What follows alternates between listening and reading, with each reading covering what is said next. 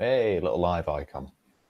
Okay, and I think we are live. So I'm going to give the live stream a couple of minutes for people to get in. Yep. Hello, everybody. Keep a look on the chat. Don't see anyone here. I hope they can see this. Oh no, I need to mute it. Ooh, there we go.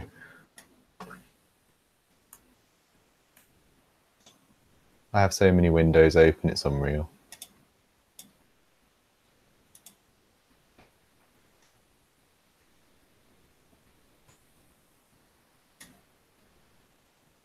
We'll be with you all in a second.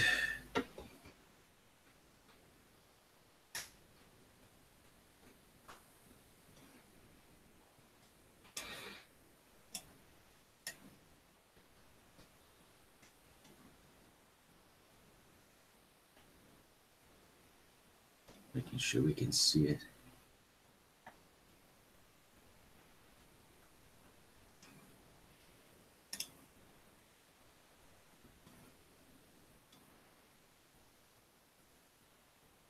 If anyone's out there, why don't you send us a message in the chat, please, just so that we can see that you're there. We know that this is up and running. Should be, but... How embarrassing is this going to be if no one joins?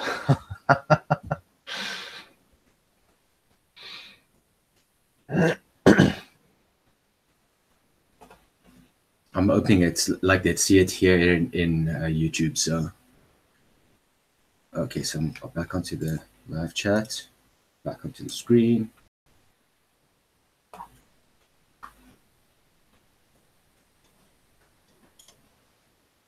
me check the settings.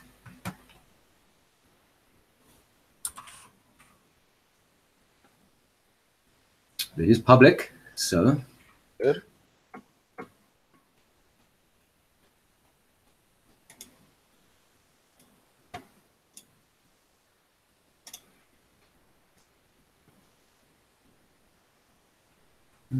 This is More people are watching, it's saying. So obviously it's me, you, your other account. So there must be someone watching. One else, yeah. If anyone's there, give us a comment in the comment section, please. If you're out there, let us know. We can start anyway. If you know, if it doesn't look, yeah, like might as well. Might as well. We can get stuck into it. They can watch it offline. Definitely.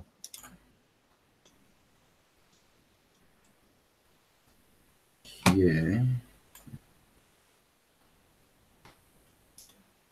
Get it up on my screen.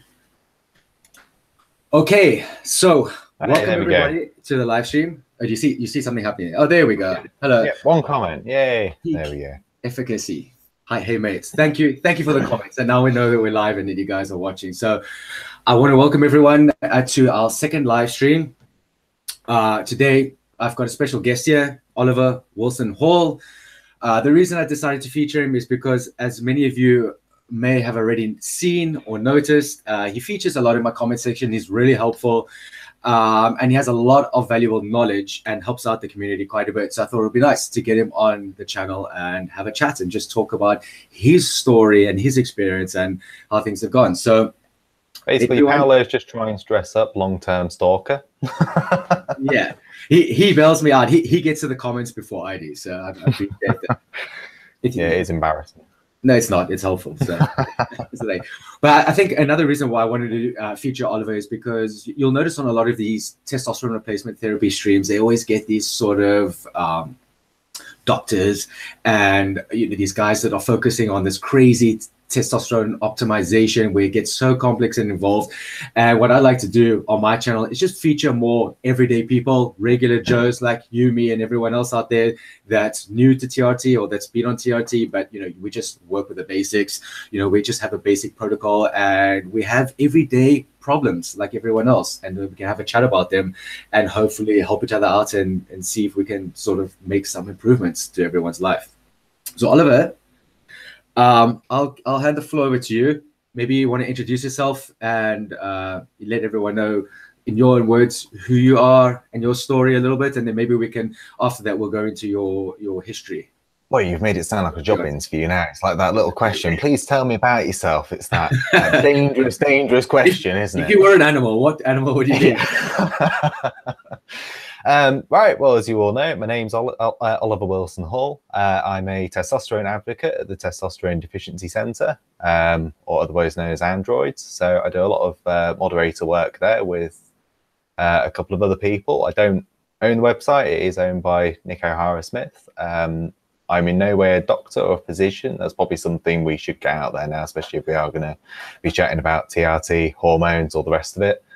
So whatever we say, don't you know.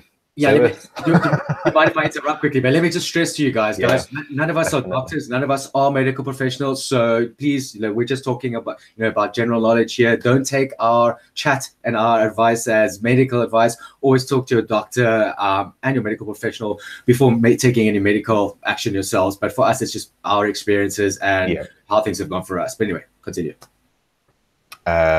That was about it, really. I mean, obviously, people who are regular viewers of this obviously know what I do. I'm on TRT myself. I have been for about 19 months. It was in August, so I'd have to do the maths.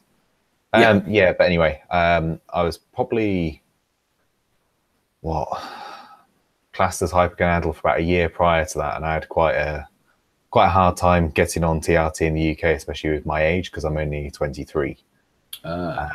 So, I mean, obviously Paolo knows the story, but just thought I'd put that out there. So that's how I got more involved with because forum and things like that. You knew quite a bit. I mean, I remember when I started the channel and I was doing videos, I'd see this guy popping up and leaving comments all the time. I'm like, wow, he knows quite a bit. And then, as obviously I've been chatting to you, we sort of chatted offline and I heard a bit more about your story. So, you had quite a bit of knowledge, and so it's interesting to see where you come from, because you do play quite a big role in the community, not so much on YouTube too, but also sort of behind the scenes in forums and that, like you just mentioned.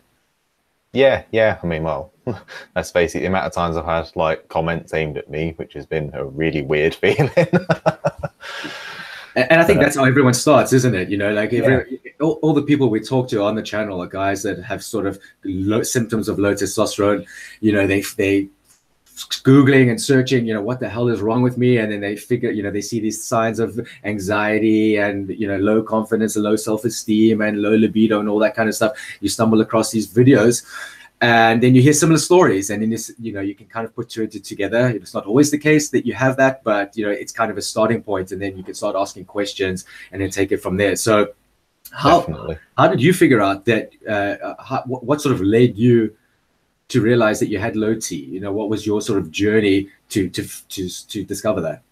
To be honest, it was a long-term history throughout my teen years of depression, anxiety, all that kind of stuff. So I look back and it's like, it's weird. Now I know what it was. I know what it was, if that makes sense. Yeah.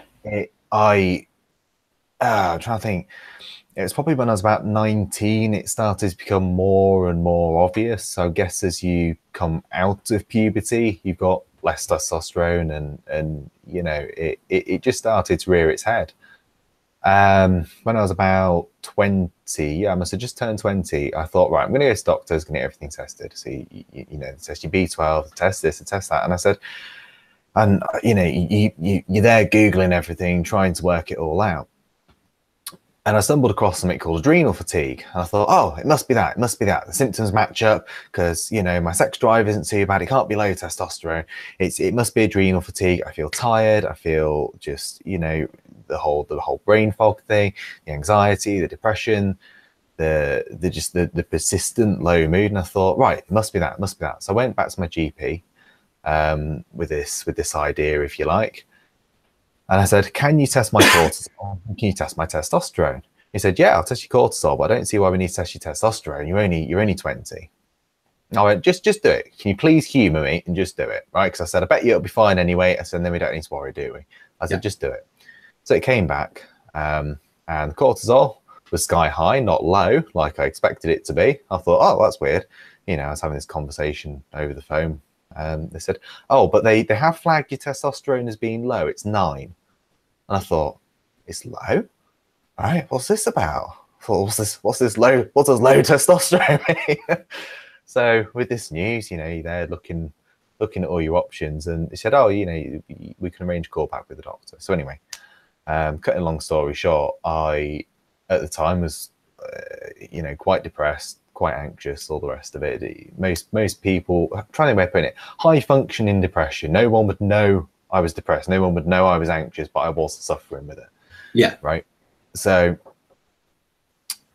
I thought, what can I do about this? And at the time, in my lack of knowledge, I thought, right, if this is depression related, perhaps the depression's causing the low T. And there is, you know, a bit of cause and effect. I thought it's obviously just that. It'll be fine. It'll resolve if I can try and change lifestyle factors and all the rest of it. So I said that's the doctor, and he said, "Yep, we'll give it a go. I'll refer you to counsellor." And I said, "Yep, fine, we'll do that." Whole year went by feeling like crap. Even the person I was seeing, you know, I made great progress with it. Don't get me wrong, but the person I was seeing even turned around and said to me, "You're too tired for a depressed person. You sure everything's actually all right?" I said, "Well, there is this," and you know, sort of explained. They said, "You really ought to get that looked into." So anyway, went back to the doctors nearly a year later. That particular doctor had left. The one doctor, which turned around and said, "Yeah, that's fine. We'll get you on injections. That's not a problem." So went to another doctor, and they said, "Oh, it's fine. You free testosterone." Retested it, and they said, "Oh, well, your free testosterone's within range. It's fine." I thought, it's not fine. I thought, it's not fine. I've done that much research now. I know what's up. I know it's not fine. And, you know, started digging and digging and digging. And just sort of as months went by, just digging through studies, trying to understand it all, trying to just wrap my head around it. I just put every ounce of what energy I had, if you like, into doing this. You can ask my wife. I spent hours and hours and hours up late at night, just obsessively trying to work out what I can do to sort this. So I then thought, right, well, I'll try and speak to another doctor and see if they're prepared to listen or refer me to an endocrinologist. So speak to another doctor, and just similar sort of story, really. Oh, well, you know, it's within range and all this sort of stuff, but I'll refer you to an endocrinologist anyway on the basis of your symptoms. I thought, brilliant, we've got there. That endocrinologist visit took 9 months before I got an appointment. In that time, I had to do something because it was just going on and on and on. And I was ringing up every single week going, where am I on the queue? Where am I on the queue? You know, bear in mind the NHS have actually got, I forgot, oh, sugar, which, what's the time? I think it's 3 months from date of the specialist receiving the referral to you getting doctor-led treatment, if I recall rightly. Don't quote me on that. You'd have to look it up. I swear that's the NHS thing. I swear it's 3 or 4 months. I think it's 3, but don't quote me on that. Anyway, it's a bloody long time. Let's just yeah. So at that point, if I had waited, that would have been what, nearly 2 years. Nearly 2 years, right, of knowing what's up and not being able to do a thing about it. With doctors going, oh, well, it's within range, and just this sort of stuff. And the thing is, it wasn't within range. The lab at the time, the range was 11.4, right? Was the lowest it should go. They even like marked it on the lab too low, out of range, retest. You know, the lab, I think, got to a point where they were like, you know, actually there is something up with this guy.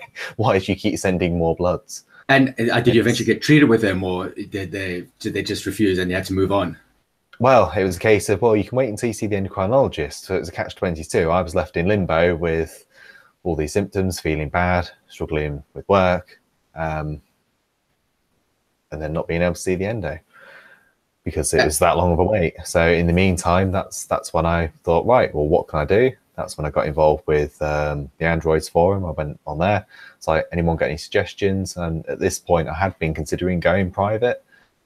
And essentially, I was almost looking for someone to go, yes, go do that, right? Because I'm such a tightwad, I just didn't want to spend money on something I feel like I shouldn't have been having to spend money on. Obviously, worried about the long-term effects of going private and the commitment to that. So I almost just wanted someone to shake me and go, yes, go do it, that's what's up.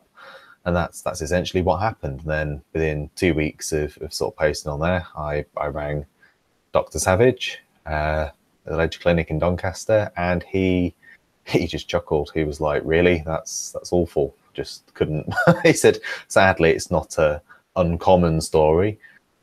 But yeah, he saw me. What was he? Sorry to cut in. Was he a private doctor or was he an NHS doctor? Sort of how did you get it? He's a private doctor. He's a GP with special interests. I think he's done a lot within. Well, I know full well he's done a lot within sort of the world of TRT and endocrinology and men's sexual health. The clinic is technically a men's sexual health clinic. Okay. He's part of all sorts. He's part of the BSSM, British Society of Sexual Medicine. I know he's within that. He runs a clinic on Harley Street as well, as far as I'm aware. And have you been with him since then? You know, Yes. have you been on TRT since then? And so I think just explain for everyone the sort of changes you went through from when, from before you got TRT and then you got on TRT, and how quickly you noticed the difference and what sort of differences you personally picked up on. Well, it's difficult because there's half of me which is wanting to give the right answer for what I'd advise people on the forum, and then there's my own experience. So my own experience, to be honest, was pretty immediate. And it's what I always tell everybody. It depends. It depends. People react so differently. It can take, sometimes weeks and weeks before you notice anything, months, right?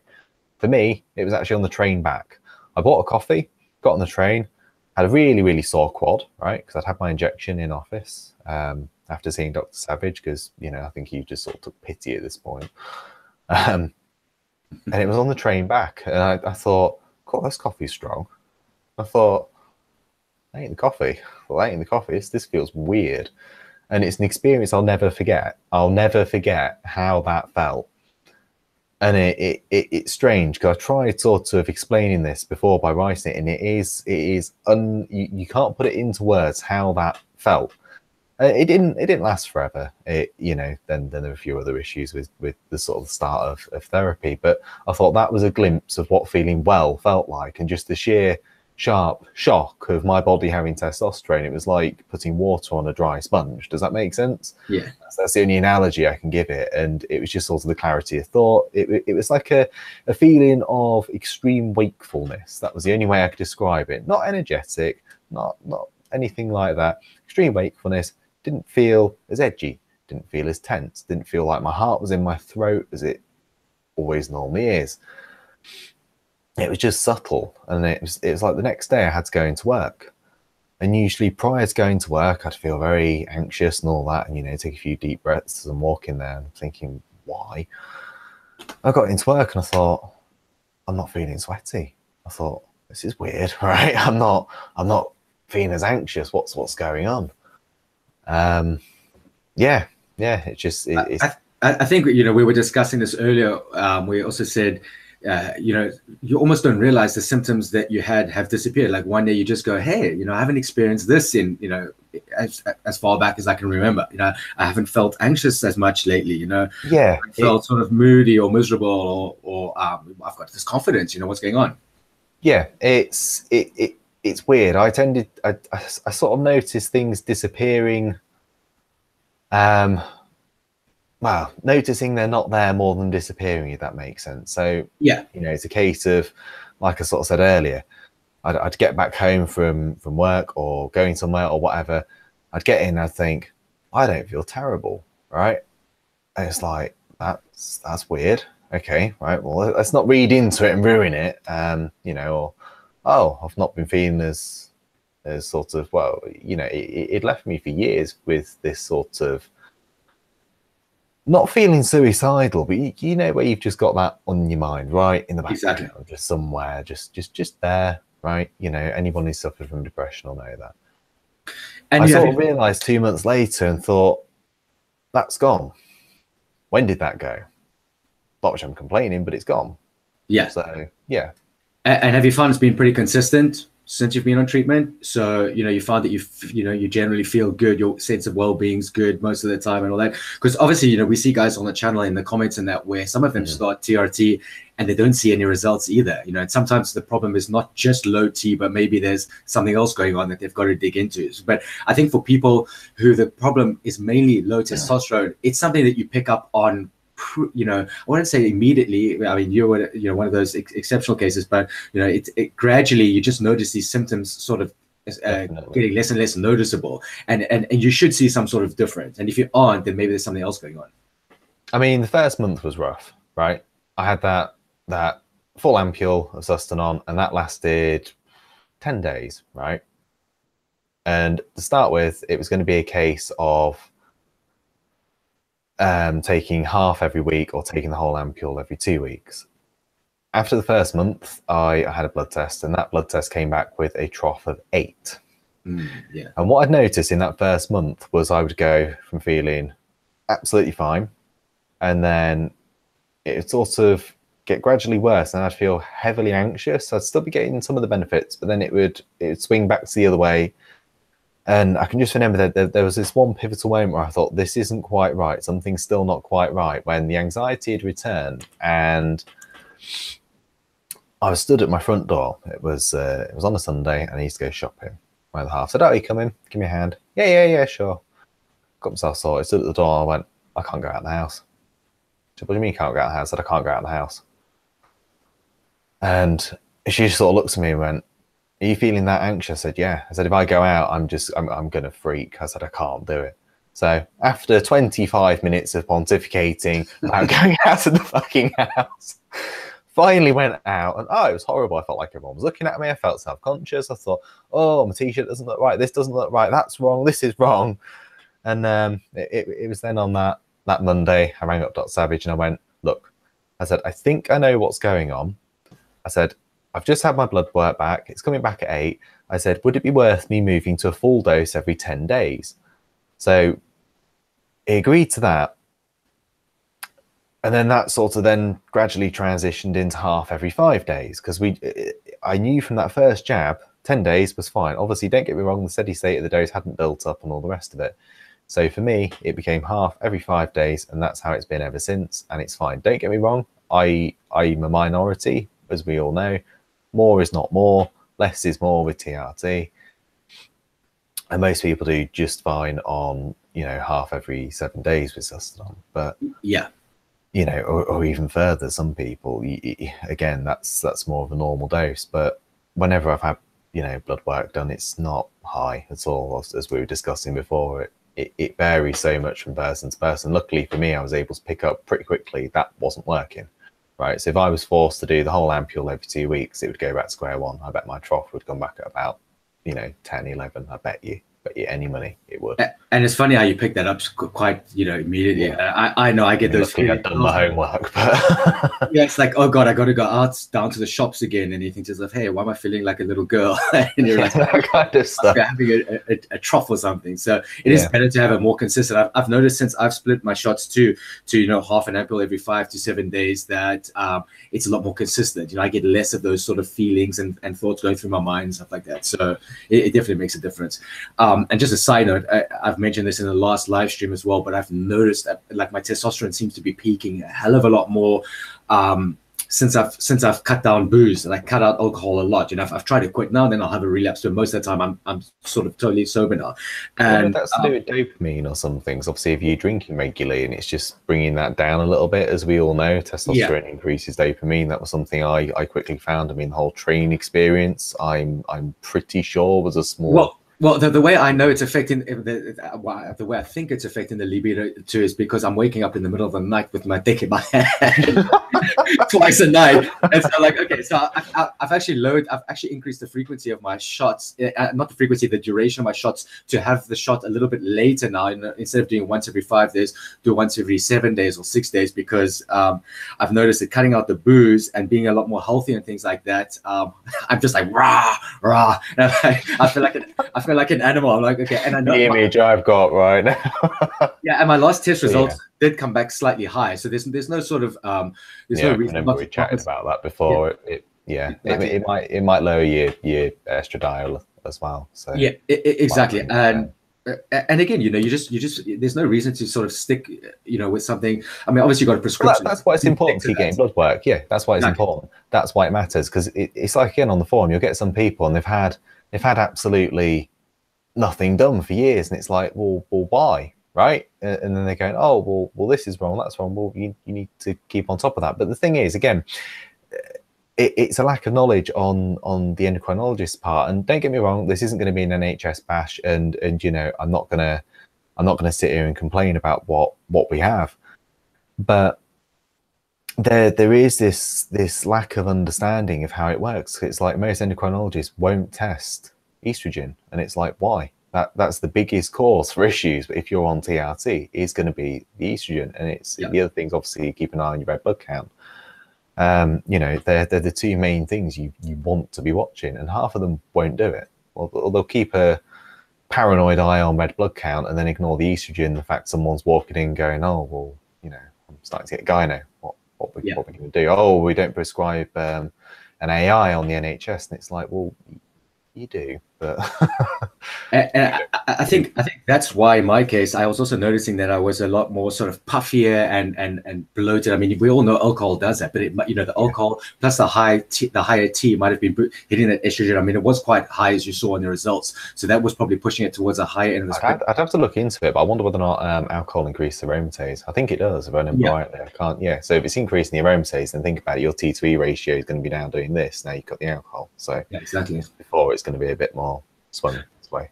I got a question here for you quickly. Let's take this question because it's kind of related to this. Very briefly, so yeah, I've been prescribed Sustanon every 14 days. My trough is 11.8. I'm thinking of splitting the dose weekly every 6 days.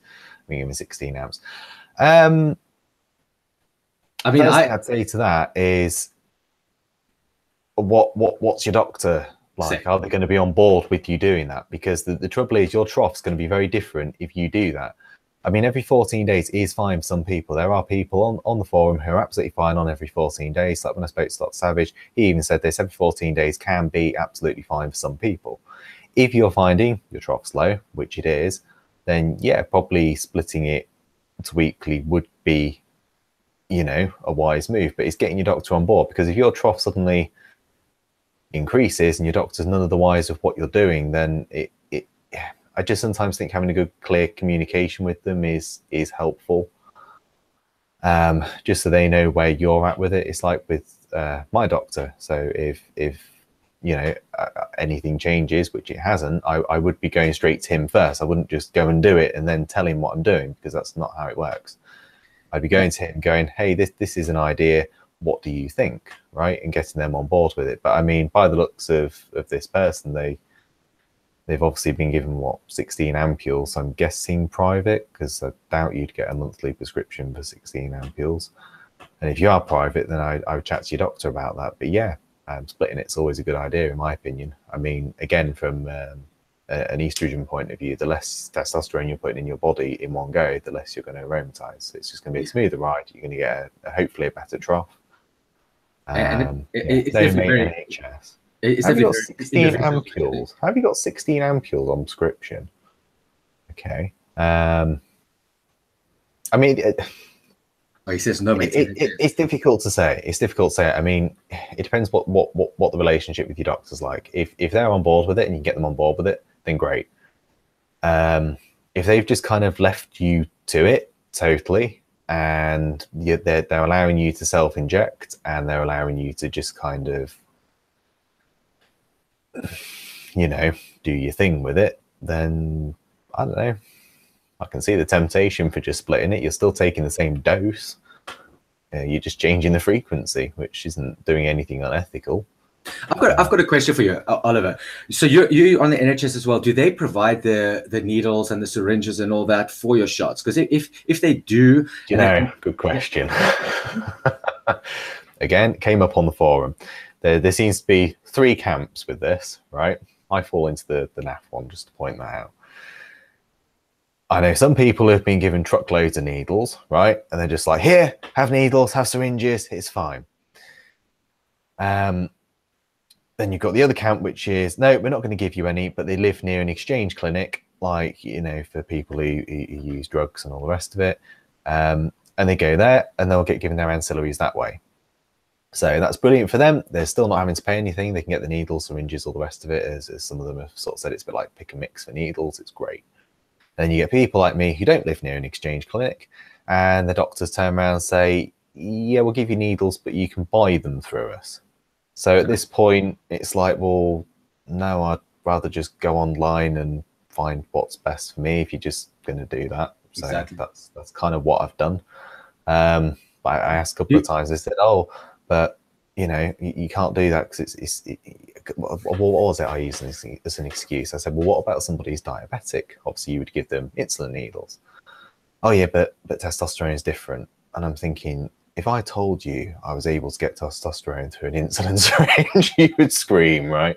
Because that's the other thing. They're all convinced you can't get testosterone through anything thinner than a 23 We've gauge. actually got a reply, as you can see on the screen. Oh yeah. He says yes, they do. So I guess, you know, really just chat to your doctor and ask them, you know, if they're only giving you enough to do one shot, you know, and you want to split it, ask them maybe for extra needles and see what they say. If not, you know, again, don't take this as medical advice. Chat, you know, follow your doctor's instructions. But if it were me and I was thinking of splitting it, and I really knew how to do any injections, and it was just a matter of buying more syringes and needles and splitting it myself, I don't personally see a problem with it. Don't you think? No, I agree. Yeah. Only green needles though. So wait, so they allow you to self-inject and they only give you green needles. Well, to be perfectly honest, I mean, needles aren't that expensive. The syringes are going to be the bigger cost here. It's like, if I remember rightly, a box of 100 syringes are going to be sort of between what, £6 and £12, depending on what the heck you buy. If you buy like a low dead space or anything else, sort of clever or whatever. Needles, they're like £3 or £4 for a box of 100. You know, if you're only getting, wait, are the green ones are 23? Yeah, green ones are 23 gauge, blue are 21 gauge, aren't they? No, blue is 23 as far as I know. Oh yeah. No, wait. There you go, £6.49 on eBay. Yeah, well, there you go. Shop about. If you're going to buy needles and syringes, then have a little look around. eBay are better if you buy small quantities. Yeah, that's right, because I use the green ones for drawing. Yeah, I always would recommend smaller needles though. 25 gauge is absolutely fine, especially if you warm the oil, just to point that out. Yes, the green ones will do the most damage at the 21 gauge. I mean, let's face it, that's a harpoon. That's what they would draw blood with, right? Yeah, exactly. This doctor must be a sadist. Yeah. Yeah, I've often thought this. They all seem to have this obsession with really, really big needles. So, yeah, I don't get it. I don't get it. I mean, especially if you're going to be doing it for life, you need to work it out. I worked this out once, and if you're injecting every 5 days like I am, think how many holes in your body that's going to be over 60 years, right? Because I've started in my 20s. If I live till 80, think how many thousands and thousands of holes. I mean, hang on, let's calculate. But you look like you like having holes in your body. There's extra places to put piercings. I knew that was coming. So, I mean, you've got what? 5 days a year. Okay, right, well, so if you're doing every 5 days, that's 73 injections a year, right? So if you times that by 60, so a lifetime, that's 4,380 injections. Do you see what I mean? Yeah. You really want to be doing that with a 21 gauge? You know, it's just, it's a point, isn't it? I got another question. Let's move on quickly. I still want to get to you know, the health side of things. You know, the transformation you went through recently and the orthorexia. But before we do that, I've got one more question I'll take. Oliver, are you with Balance My Hormones? No, he's not. He's with another doctor, like we just discussed earlier. But Tech S, let me put this up on screen. He says, can low testosterone cause depression? Several studies found it does. I'm not sure if it is affecting me because I think I'm depressed. Yes, low testosterone can contribute towards depression, but depression can also contribute towards depression. So testosterone replacement therapy might not cure it. You know, in my case, I've learned recently that testosterone replacement therapy helped my anxiety and insecurity and things like that. But there were sort of still symptoms of underlying depression there that the only way I've been able to deal with it was through therapy. So that's my specific case though, but it's TRT. I don't think if you are depressed, I don't think the root cause of it is just low T. I think there is some sort of psychological aspect to it too. The only way you're going to know is if you chat to a therapist. What do you think? I agree. I think sometimes it's cause and effect. So the trouble is you end up getting in a very bad sort of pattern, if you like, when you've got low T. You start to stop looking after yourself. You feel depressed. You feel rubbish. You start eating badly. You tend to do a lot of stupid things when you've got low T. Let's face it, there is a bit of self-neglect what happens, whether you like it or not. So I think when people then alleviate that low T, they're still in that space of doing things badly and getting by while they're not feeling very, not feeling very good. So it's then changing those patterns. Does that make sense? So I think sometimes for some people, when you go on TRT, that's great, and then it just changes the dynamic of it, so they can start making better choices. They can start looking after themselves better. They're sleeping better, right? We all know testosterone affects sleep. So yeah, it can help the depression, but sometimes there is going to be some other work too. Does that make sense? And like you say, there's nothing wrong with having to get therapy. If you need to get therapy because you've got, again, bad habits, you just need somebody to just go, have you thought about it this way, right? There's nothing wrong with that. There's absolutely nothing wrong with that. Again, it's something we say on the forum quite a lot. You'll get people who'll have persistent issues, and it's like, have you thought of chatting to somebody? Not meaning that in a condescending way, but and yeah, it's definitely worth doing it. Like people kind of look down, on others that go through therapy, but once you've gone through it and you realize how sort of liberating it can be, it's almost like TRT. It really, it helps you release from these bad thoughts and feelings and that you have, that you've been suppressing all the time. Now, depression, it's a funny thing. If you might have certain symptoms when you have low testosterone, but then you'll get your testosterone sorted out. And what it'll do is it'll shift those symptoms to other sort of symptoms or different places in your psyche and they'll just start manifesting in different ways. It'll still be there, but you'll start noticing it come out in different ways. And I think that's where sort of therapy helps, because it helps you dig down to the root causes of why you're depressed. Is it feelings of abandonment? Is it feelings of shame? Is it stuff related to childhood, which it usually is, or some sort of trauma? And you have to sort of dig at those. And depression is really just not feeling. Depression is doing everything you can not to feel and to bury feelings, from the past. And what therapy helps you do is dig down at those feelings, get them out, deal with them, and let them go, and then move on. No, I agree. It's just one of those things. I mean, I think, like you've pointed out in the past, people put too much emphasis on TRT is going to fix all my problems. It's like, it's not a magic pill. It's not going to fix all your problems. It's not going to make you magically successful. It's not going to make you an entrepreneur. That all requires hard work. And again, if you've got yourself depressed for many years and you've got low T, it's going to take many years to fix that. So again, because depression is just suppression. It's suppression, and you spend your whole childhood. It's different for everyone. Yeah, true. But yeah, anyway, so we've discussed that. So let's move on. There's another aspect I want to talk about with you personally, which is a sort of, it's related to health and that. So I don't know which side you want to start with, the transformation or with the orthorexia side, because they're kind of related. But basically, let me just give people a background here. So I recently saw a post of Oliver's on Facebook where he had quite a significant physical transformation, and so I contacted him and asked him, what's the story behind that, and he told me. So I thought it would be nice to have him sort of just elaborate on that now. So I don't know if you want to maybe show that photo if you've got it there, or maybe want to sort of get into the background. Yeah, I'll get into it a bit, and then I might bring it up. Because before you go into it, because it's a similar sort of story I had, where I wasn't seeing any progress with gym and working out and things like that, no matter what I tried, and then eventually something just clicked. So, yeah, I mean, obviously, we all know about the whole OT thing. It does negatively affect mental health. I suffer quite badly. Well, did suffer quite badly with OCD. I've had a bit of battle with it throughout my teens anyway. So I'm a little bit obsessive compulsive anyway, and that's fine. I just accept that's part of my personality. But I had a bit of a battle with what's termed orthorexia. It's basically an eating disorder, but whichever way you want to swing it. Orthorexia. Yeah, orthorexia. Orthorexia. I mean, you looked into it a little bit, didn't you? When I mentioned it, yeah. It's more to do with the obsession of trying to eat perfectly, right? So it'll be literally spending hours upon hours trying to reach some sort of dietary perfection, constantly trying to perfect your nutrition, your intake of vegetables, all that kind of stuff. And before you know it, you've got this very warped sense of what healthy is, right? You're trying being more healthy, and it's like a lot of it's a control thing as well. So I mean, I say orthorexia, but I was genuinely quite sort of body dysmorphic with it. So even when I got myself down to a very thin weight, I still felt fat, right? So I was walking around with a 6 foot with a 28-inch waist, right? It's probably a little bit thinner. It's bad, and I felt fat.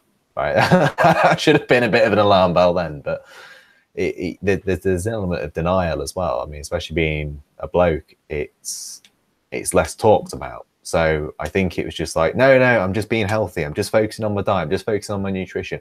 I'm just working out for 3 hours every day, right? And you know, this sort of, you know, train hard, it'll be fine sort of attitude. And yeah, it's not good. Before you go into the transformation, I just want to jump in here with a similar sort of story I had. You know, I think it was on when I was already on TRT. Went through the same thing. You know, I didn't know how to train properly, and that I wasn't doing sort of heavy weightlifting in that. And I thought, you know, I'll just do cardio and cardio and cardio, and you know, get shredded and somehow build muscle in the process. Didn't know what the hell I was doing, and I just lost tons and tons of weight. You know, living healthy in that, but the exercise that I was doing was just terrible. It was just mainly cardio and high intensity all the time. And I just dropped weight. And I was similar. I think I had also a 28 waist pants. And I literally remember one time this girl came up to me in the one club I was in back in South Africa, and she said, she asked me like, "Are you on drugs or lay off the drugs?" Because I look so skinny, you know. And I was like, "No, I'm healthy. What are you talking about?" So it's just that denial too. But yeah, so it is a combo of things of sort of, you know, your diet, your workout programs, you know, knowing what you're doing in that. But anyway, so then you actually had an aha moment, or what? What happened? A what moment? Sorry. An aha moment where you realized, okay, something's wrong here, and you turned it around. And but it sort of gradually happened. I took a photo of myself, and I looked at it, and I thought, I'm too thin. I'm too thin. I mean, this was before TRT as well. I mean, obviously the transformation photo you've seen, that was a massive amount of space between it. And don't get me wrong, from trying to recover from the eating disorder and between starting TRT, there wasn't actually a lot of change, just me gaining a bit of fat, which, you know, was fine. I was pretty skinny. And then recently, you've been able to pack on quite a bit of muscle size. Yeah, I mean, you've got to remember, when I was suffering from quite badly from eating disorder, I wasn't eating many calories. Again, I had all the low T stuff going on. So, I mean, it probably all started a bit before then. But you've got to think, if I've got all this going on, I didn't really notice it. So you've got to remember, I had low T and I wasn't eating. So no matter what how I lifted, what I ate, I still wasn't able to gain size. So that was messing with my head a little bit as well. I mean, don't get me wrong, it's all quite complicated. I mean, I tried sort of writing it down as a timeline. I mean, when I was in my teens, I was genuinely quite overweight, which is what started it. It all sort of started with good intentions when I was about 18, 19. I'd become a dad at this point. I thought, right, I'm not being one of those dads in a bloody football shirt, right, with, you know, can of beer in the hand, man boobs, all this. I thought, I'm not interested. I'm not being one of those dads. I thought, not being one of those dads. So I started taking a bit more of an interest in what I ate, and, you know, dad bod and all this. Yeah, I thought, I'm not going down the dad bod route. It's not happening. It's not happening, I thought. So what started off a good intention just quickly became more and more obsessional, and I had other factors going on in my life at the time. Again, I think I had the low T starting to get progressively worse, and you've got to think, if you reduce calories drastically with low T, it's not a good recipe, that's for sure. I mean, at one point when I was actually at my skinniest, my hair was starting to fall out, right? That was an alarm bell as well. I thought, right, my hair started to fall out. I mean, you know, my hair is not bad. It's pretty thick, right? And it was getting thin. It looked bad. My skin was bad. I mean, sex drive really did go down the pan at that point. So it was just like every low T symptom, but even worse, right? You know, I mean, try being 19, you're really depressed, you've got an eating disorder, and you can't get it up. Right? Just imagine that for a minute. It's just, yeah, it wasn't good. Yeah, it wasn't good. Yeah. And when like, how long ago did you sort of turn that around, and what's the you know, what changes did you make, and what's the effects been? So I mean, it's probably around age 20, 21. I'll try writing this down. Yeah, probably about 2021 was when I really started trying to make change with it, because I realized for a while I'm too skinny, right? I need to try and sort of bulk, right? And that photo I put on Instagram, that was actually after I'd been bulking, right? It's pathetic, really. Been bulking for about 2 months. And don't get me wrong, I was eating more, but I still was not eating enough. I mean, the really weird thing which did throw me was when I actually started eating more calories, I actually lost weight. And I think that was because my body had got to the point where, because I literally wasn't feeding it, my Starvation. metabolism had dropped. So you kind of reintroduce more calories, and then the body's metabolism ramps up, and then you keep calories where they are, and the weight actually started to come back down again. That really messed with my mind, with everything going on. It just wasn't good. But yeah, anyway, back to where I was. So around 21 was when I mostly realized I didn't get any formal help for it. I wasn't really offered any. I did sort of quiz, and I got told, oh well, it's probably not an eating disorder, you know, we can refer you to a dietitian. It's like, well, don't need to go to a dietitian. That's not the problem. It's not the problem at all. Then I just left it, and like I say, a few years later, I got therapy when I first sort of found out about the low T stuff, and I chatted to her about it, and she said, to be honest, I think you've kind of nailed everything you need to do, which was just to stop being so regimented with it, stop being so obsessive, stop. I mean, the main thing was this constant comparing myself to everyone else. Perfectionist, right? I mean, we all do that, but you know, the unhealthy comparisons, the perfectionist attitude, that sort of stuff. So I knew what I needed to do, and it's just sort of a case of trying to do things that make gradual changes slowly, and then stick with it. Because it's like, even now I'm quite regimented with how I eat. That's the other thing as well, right? With me, there now isn't, because I know very firmly the difference, but there was this huge confliction between, I enjoy eating really healthily, I've got a mental health problem, right? So when I tried to sort of explain the difference about 3 years ago, it's very hard to explain, because I was like, oh, but I want to be healthy, I don't want to start eating cake. But you need to start eating cake and start doing all these things if you want to recover. It's like, well, I don't want to do that, I still want to be healthy. So it was a case of trying to learn the difference between what's being completely ridiculous and obsessing over the difference between broccoli and cauliflower for 4 hours and the nutritional differences, and what's just getting on with it. Like, you laugh, right? But that's what it's like, right? If you're spending hours and hours and hours obsessing over what you're eating, alarm bell, right? And I think a lot of people in the fitness industry probably do that. And that's a sign of big problems. Don't get me wrong, I still eat healthily. I'm quite regimented with what I eat. I do eat within a set amount of calories, but you know, I eat about 3,500 calories on a workout day. Not anorexic, right? Not the slightest.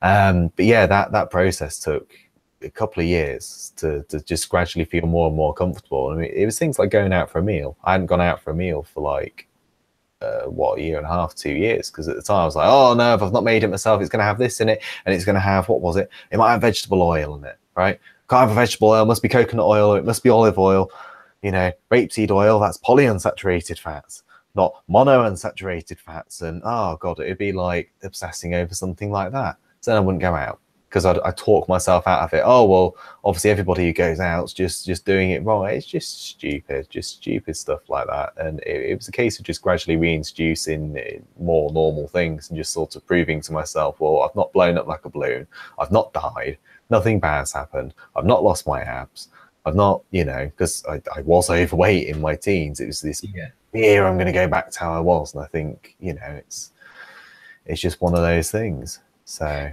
it's a fine line. I think, you know, the more people we talk to, we realize that there is a sort of middle ground where it's almost like an intersection between low testosterone and sort of mild mental, what we call the mental disorders, you know, like psychological disorders, where, you know, depression, OCD, perfectionism, these types of things. And then you've got the low T, and you can't figure out which one it is. You know, is one causing the other, or is one result of the other one? And it's really, I think, good to just look at both, you know, and just see, to dig down to try and find, you know, what the hell's going on. But everyone's so different. Yeah, I think, like I say, because I was so wrapped up on this, I must lose weight, I must exercise obsessively, all this kind of crap, I think that masked realizing I had low T, because there was just everything else going on. Do you know what I mean? Yeah. There were a lot of other things happening in my life at that point as well. So There's a good question I saw in my comments or the comment section before we started this, and there was a guy who was asking, is TRT going to help you build muscle? And it kind of ties into what we're talking about now. So, again, it's a multifaceted answer. If you're doing everything else right, like you have a good workout program, your diet's good,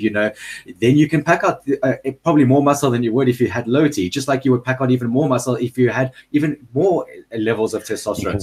You can definitely make good changes to your body with low T. However, trying to get past anything like more than a normal amount of muscle, like someone who doesn't lift, is going to be difficult, right? This was what I was finding more and more and more throughout recovering from being anorexically thin.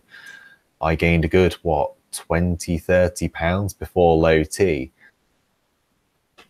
Before TRT. And some of that was muscle, right? I did gain some muscle back, which I'd probably lost prior.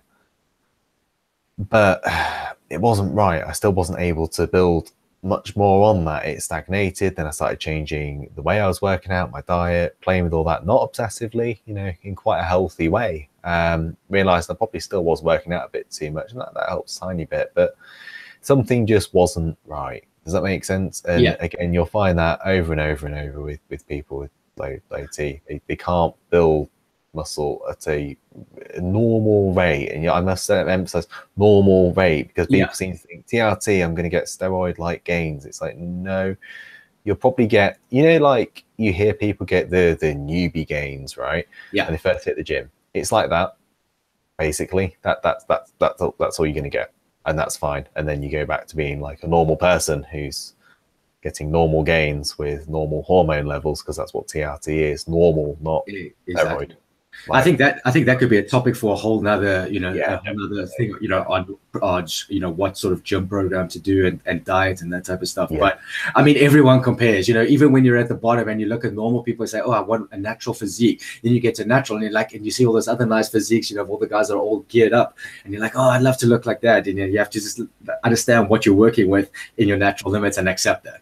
Yeah. Well, I'm not being funny again. Like, you go on Instagram, it's all filtered. What was it? I saw a video the other day. What was it? PPL, right? Pump pose lighting. Even right? I do it. Pump pose. Yeah, we all do it. I mean, it's like, that Instagram photo I put up, that's not edited, right? It's not edited, but I'm under a good light. Yeah. Right? It's like I'm in no way, shape or form massive, but, I at least look like I work out. It's just one of those things. Light trickery and things like that go a long way. Very long way. I'll get that photo up quick, actually. Yeah, have a look. See if you've got a bit of time. I think we've got another question that came through. We can answer that afterwards. Sure. Let's have a quick look. Well, while you're getting it up, let me read it to you. He says, I'll put it up on the screen. He says, can you... it's probably not good to say get it up when you're on about TRT. You should get it up. He says, can you do a subcutaneous injection for sustanon? And I believe you can for any testosterone. Talk to the doctor about it. You technically can for anything, but exactly. more on that in a sec. Let me find this before I lose it. Right, it's going to be up on Paint, since we had that problem the other day, didn't we? There we go. So that's the picture. Has it come up on YouTube yet? Yes, it's up. Yeah, it's up. So that's the difference. And the one on the left was taken 3 years between the one on the right.